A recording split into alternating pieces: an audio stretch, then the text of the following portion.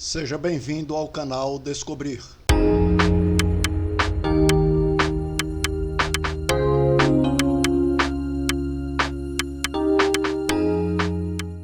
Hoje iremos descobrir sobre o idoso e a informática.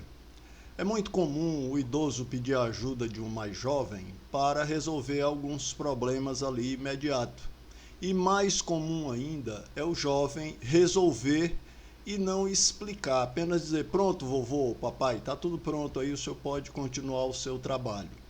Isso tem duas explicações. A primeira delas é porque ele vai explicar na cabeça dele, ele vai explicar e o idoso não vai entender. Então é melhor fazer logo e resolver o problema. E a outra é que vai perder muito tempo, né? E tempo é dinheiro, e aí termina atrapalhando o que ele tem para fazer. Mas a gente pode entender um pouquinho voltando na nossa história, voltando na história do nosso país, fim dos governos militares e início do governo civil, e nós tivemos eleito Tancredo Neves, que todos sabemos, não tomou posse, faleceu antes, e tomou posse José Sarney, que era o vice-presidente. E nesta época existia uma política de governo que era conhecido como a política de reserva de mercado. E essa reserva de mercado consistia em dificultar importações de novas tecnologias.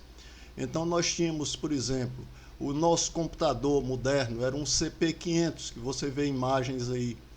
Você vê os disquetes que eram usados na época, né, que hoje são os pendrives, que você coloca dentro de um bolso, ou às vezes até num bolsinho de algibeira, e termina até escondendo muito mais fácil. Naquela época não era tão fácil. Outra, você tinha que comprar computador e tinha que ter um gravador, muitas das vezes, e também um monitor, que podia ser uma TV, para poder ligar os três, e com isso você terminar fazendo valer o seu computador recém-adquirido, né? Aí vocês veem imagens do CP200, do TK85, que eram os computadores modernos da época.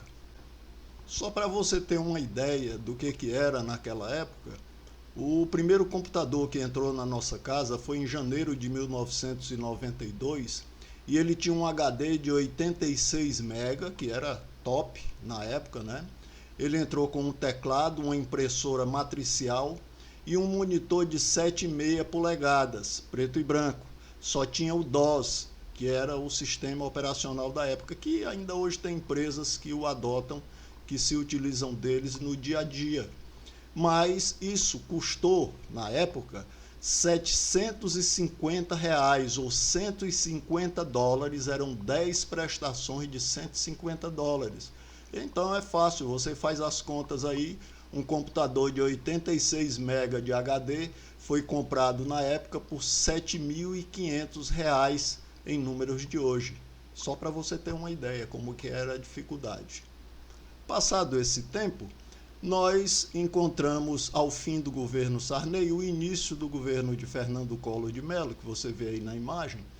E esse Fernando Collor de Mello, certa feita em viagem à Europa, dirigiu carros europeus, e lá ele disse que nossos carros eram verdadeiras carroças. E daí iniciou-se a abertura de mercado.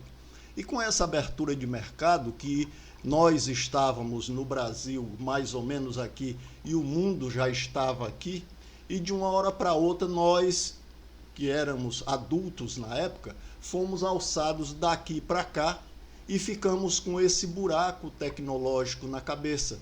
Os idosos de hoje são essas pessoas que estavam aqui. E os jovens de hoje nasceram depois que houve a mudança, que houve a abertura. Daí essa dificuldade nossa do entendimento de como está, porque esse buraco tecnológico terminou sendo irreparável.